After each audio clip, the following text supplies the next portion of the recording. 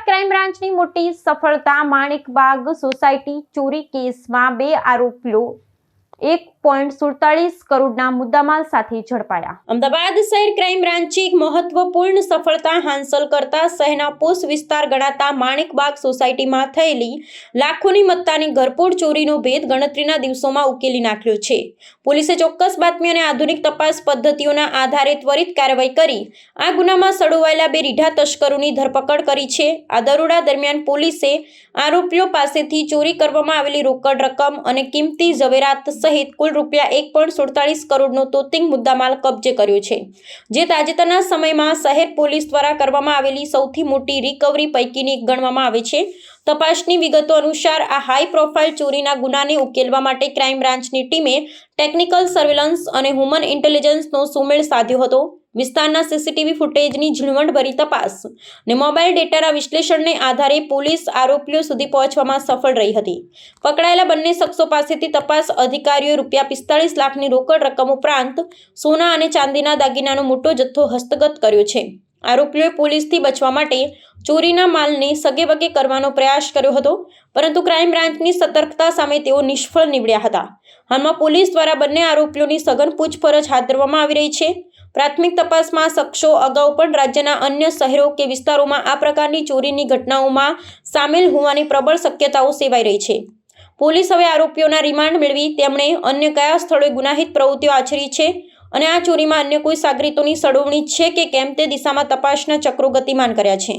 માણેકબાગ જેવા વિસ્તારમાં બનેલી આ ઘટનાનો ભેદ ઉકેલાતા સ્થાનિક રહીશોએ રાહતનો શ્વાસ લીધો છે। અમદાવાદ શહેરના સેટેલાઇટ પોલીસ સ્ટેશન વિસ્તારમાં તારીખ 16ના રોજ એક ઘરફોડ ચોરીની ફરિયાદ દાખલ થયેલી હતી, જે ચોરીના કામે ફરિયાદીના રહેણાંક મકાનની બારી, લાકડાની બારીના સ્ટોપર કોઈ સાધન વડે ખોલી કાઢવામાં આવેલા હતા, જેમાં લોખંડની ગ્રીલ લગાડેલી હતી, જે કોઈ સાધન વડે કાઢી ઘરમાં પ્રવેશ કરી ઘરમાં મૂકેલા રોકડ અને સોના ચાંદીના દાગીના તેમજ ફરિયાદીના ઘરમાં પોતાના પ્રોટેક્શન સારું લગાવેલા સીસીટીવી કેમેરાનું ડીવીઆર મળી કુલ 1,47,26,000ની ચોરી થયેલાની ફરિયાદ નોંધાયેલ હતી, જેના કામે અમદાવાદ શહેર ક્રાઇમ બ્રાન્ચની અલગ અલગ ટીમો કામ કરતી હતી। તે દરમિયાન આ ગુનાની તપાસ સારી રીતે થાય અને ઝડપી એનો ભેદ ઉકેલાય તે હેતુસર પોલીસ કમિશનર શ્રી અમદાવાદ શહેરનાઓએ આ ગુનાની તપાસ ક્રાઇમ બ્રાન્ચને આગળ સોંપવામાં આવેલી હતી, જે તપાસ અમારા સ્ક્વોડના ઓસઆઈ ડીડી પટેલ નાઓ કરી રહેલા હતા। સદર ગુનો બન્યો ત્યારથી લઈને જેટલી પણ સસ્પિશિયસ પ્રવૃત્તિઓ હતી એ ટેકનિકલ સર્વેલન્સ અને સીસીટીવીથી ટ્રેક કરવામાં આવેલી હતી। દરમિયાન આજરોજ આ ગુનામાં સંડોવાયેલા 2 આરોપીને ગુનામાં ચોરીમાં ગયેલ 100% મુદ્દામાલ સાથે હસ્તગત કરવામાં આવેલા છે, જેમાં આરોપી નંબર 1 કમલેશ ઉર્ફે ગુગો કાંતિભાઈ સોમાભાઈ આસુંદ્રા, રહેવાસી ખોડિયારનગર, ગુજરાત હાઉસિંગ બોર્ડ, ચાંદખેડા।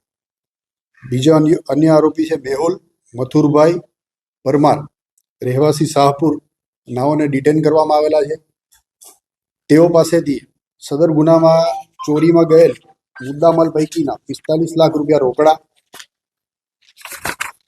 સોનાના દાગીના કુલ વજન 2 કિલો 278.990 ગ્રામ, કિંમત રૂપિયા 1,01,75,000, ચાંદીના દાગીના કુલ વજન 557.400 ગ્રામ, કિંમત રૂપિયા 50,000નો મુદ્દામાલ કબજે કરવામાં આવેલા છે। આરોપીઓ વિરુદ્ધ કાયદેસરની કાર્યવાહી હાથ ધરવામાં આવેલી છે। આરોપી નંબર 1 કમલેશ ગુનાહિત ઇતિહાસ ધરાવે છે, અગાઉ 10 ગુનામાં ઘરફોડ ચોરીના ગુનામાં પકડાઈ ચૂક્યો છે।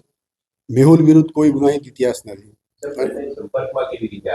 બંને નાનપણથી પહેલા એમનું રહેઠાણ શંકર ભુવનના છાપડામાં હતું, જ્યાંથી નાનપણના બંને મિત્રો છે। ત્યાર પછી બંને અલગ અલગ જગ્યાએ રહેવા ગયેલા હતા, પરંતુ દોસ્તી કાયમ હતી અને કમલેશ ગુનાહિત ઇતિહાસ ધરાવે છે, ચોરી કરવાની ટેવ વાળો છે, જેથી કરીને મેહુલને ચોરી કરવા સાથે લઈ ગયો।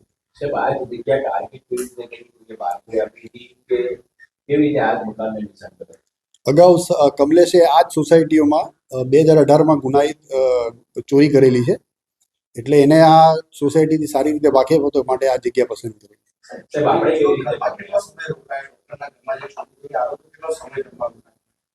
આશરે 1 થી 1.5 કલાક। સીસીટીવી ટ્રેક કરી. સાહેબ, આ લોકો ચોરી કર્યા બાદ ક્યાં ગયા હતા અને દાગીના અને રોકડ શું કરવાના હતા, શું પ્લાન હતો?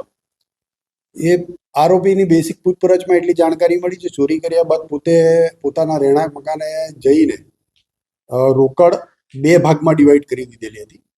થોડી રોકડ મેહુલના ઘરે હતી, થોડી આના પાસે હતી, અને દાગીના બધા કમલેશે પોતાની પાસે રાખેલા હતા. સાહેબ, જેમાં સેફ્ટી લોકર હતા તે તોડવામાં આવ્યા હોવાની વાત હતી.